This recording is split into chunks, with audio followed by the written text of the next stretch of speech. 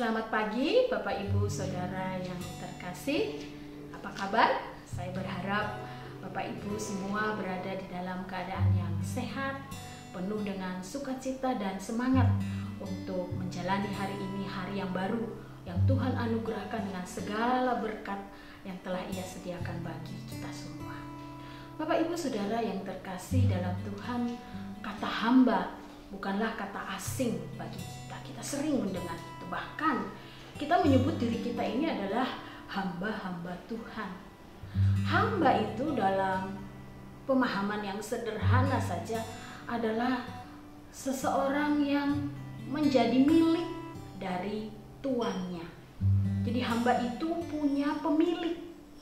Sebab hamba itu adalah seseorang yang melakukan segala sesuatu, yang mengerjakan segala sesuatu sesuai dengan kehendak dan keinginan tuannya.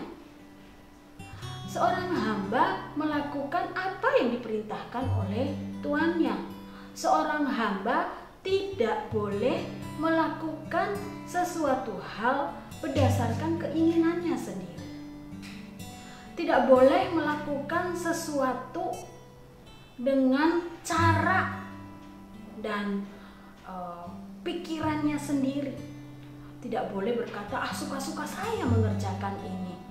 Kalau saya maunya begini, ya saya kerjakan begini. Kalau saya tidak mau begitu, ya saya akan mengerjakan seperti ini. Gak bisa. Seorang hamba itu adalah seorang yang tidak memiliki kuasa atas dirinya sendiri. Ia dikendalikan oleh pemiliknya. Ia dikendalikan oleh tuannya. Dan seorang hamba yang baik tentunya adalah hamba yang melakukan persis seperti apa yang dikehendaki oleh tuannya. Yang tidak melakukan persis seperti apa yang dikehendaki oleh tuannya pasti dianggap sebagai hamba yang tidak taat, hamba yang tidak menurut, hamba yang tidak baik.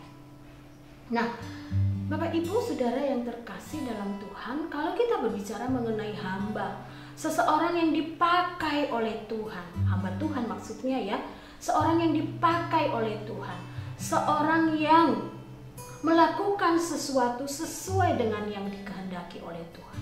Maka kita akan sampai pada pemahaman bahwa yang menjadi hamba adalah bisa siapa saja yang dikehendaki oleh tuannya. Ya bisa menunjuk si A menjadi hambanya, dia bisa menunjuk si B menjadi hambanya. Tergantung kepada tuan, sang pemilik yang punya kuasa ini, dia akan memakai siapa untuk mengerjakan apa yang ia kehendaki, untuk mengerjakan apa yang ia perintahkan.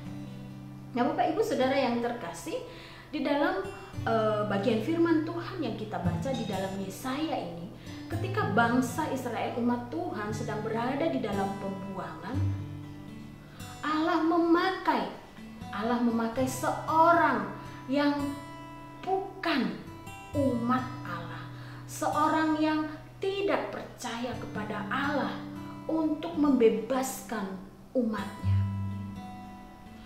Bagaimana bisa mungkin hal ini terjadi? Apakah ia bisa disebut sebagai hamba Tuhan? Ya, ia disebut sebagai hamba Tuhan.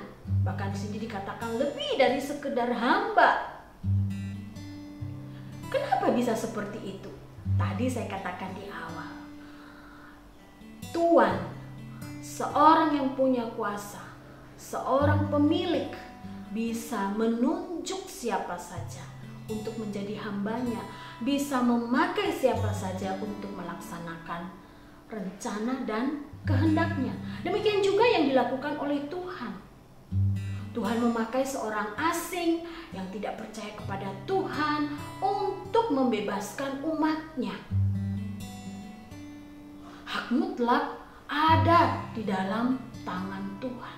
Jadi Bapak Ibu Saudara yang terkasih, jikalau kita berani atau suka menyebut diri kita hamba Tuhan, maka itu adalah sebuah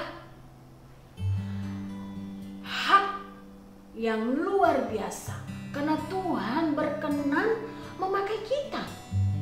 Karena Tuhan berkenan memakai kita untuk mewujudkan, untuk melakukan apa yang menjadi kehendaknya. Tuhan berkenan memakai kita di dalam segala kelemahan dan keterbatasan kita untuk menyatakan siapakah Dia, untuk membuat namanya dikenal oleh banyak orang. Oleh karena itu, Bapak Ibu Saudara yang terkasih, kita selalu harus menyadari bahwa kita ini hamba-hamba Tuhan yang karena kemurahan Tuhan, karena pilihan Tuhan sendiri untuk memakai kita untuk mengerjakan tugas, mengerjakan pelayanan, mengerjakan pekerjaan-pekerjaannya di dalam dunia ini. Bapak Ibu Saudara yang terkasih, Tuhan bisa memakai siapa saja. Tuhan bisa memakai bahkan orang-orang yang sama sekali mungkin dalam pandangan manusia tidak terpikirkan untuk dipakai oleh Tuhan. Tapi Tuhan bisa, dan Tuhan menunjukkan itu ketika Ia membebaskan umatnya dari pembuangan.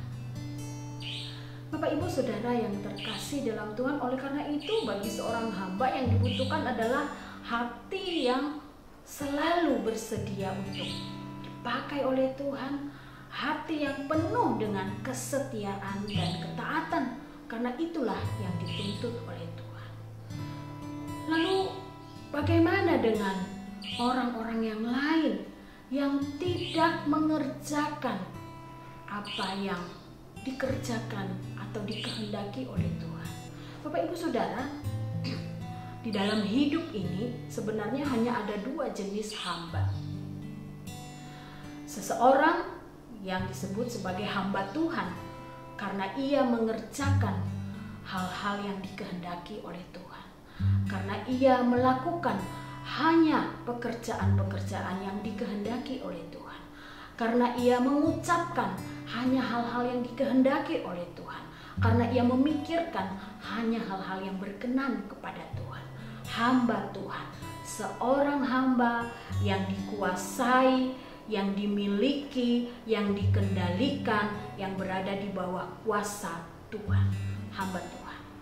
Lalu kalau seseorang tidak melakukan hal-hal yang dikehendaki oleh Tuhan, tidak mengucapkan hal-hal yang berkenan di hadapan Tuhan, tidak mengerjakan pekerjaan-pekerjaan Tuhan.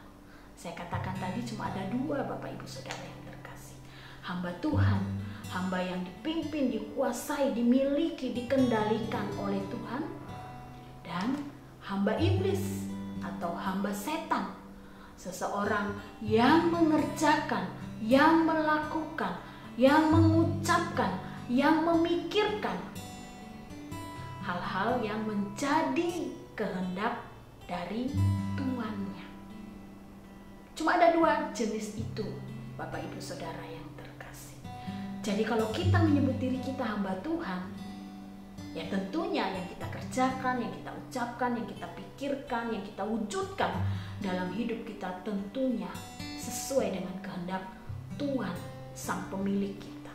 Sebaliknya kalau tidak, tentu kita bisa menilai sendiri kita ini ada di pihak yang mana.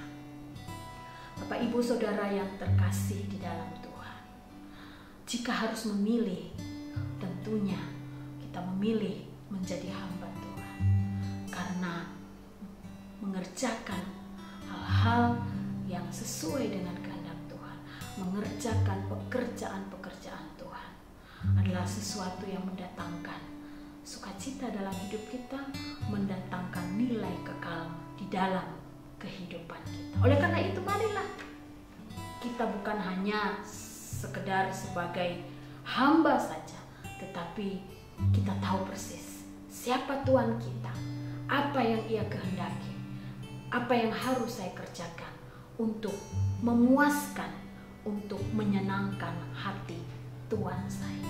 Tuhan memberkati kita. Amin. Mari sekarang kita berdoa.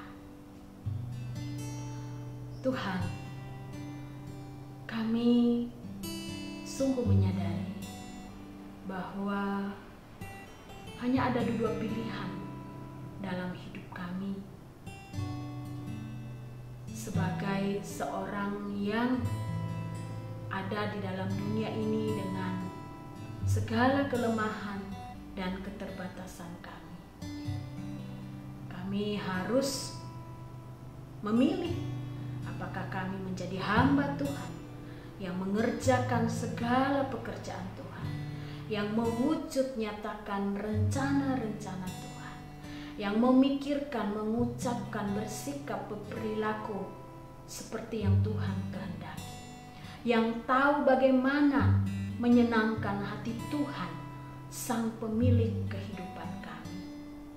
Ataukah kebalikannya, kami menjadi seorang yang menyenangkan hati seteru Tuhan, menjadi seorang yang melakukan kehendak dari si jahat. Dan jika demikian, kami adalah hamba dari iblis, dari si jahat tersebut.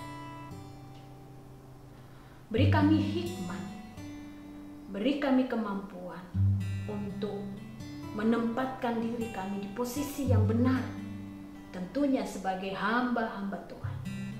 Karena kami tahu ya Tuhan, bahwa jika kami dipakai oleh Tuhan, jika kami dipercaya oleh Tuhan, itu bukan karena sesuatu dalam diri kami, karena Tuhan punya hak mutlak untuk memakai siapa saja.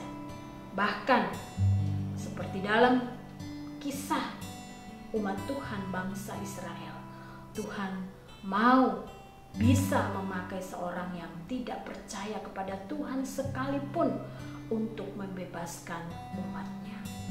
Beri kami kerendahan hati, beri kami kesucian motivasi, dan berikan kesediaan untuk terus dipakai oleh Tuhan. Dengarkanlah doa kami ini, dalam nama Yesus kami berdoa. Amin. Selamat pagi Bapak Ibu Saudara, selamat beraktivitas dan menyambut segala berkat-berkat yang Tuhan telah sediakan bagi Bapak Ibu Saudara di sepanjang hari ini.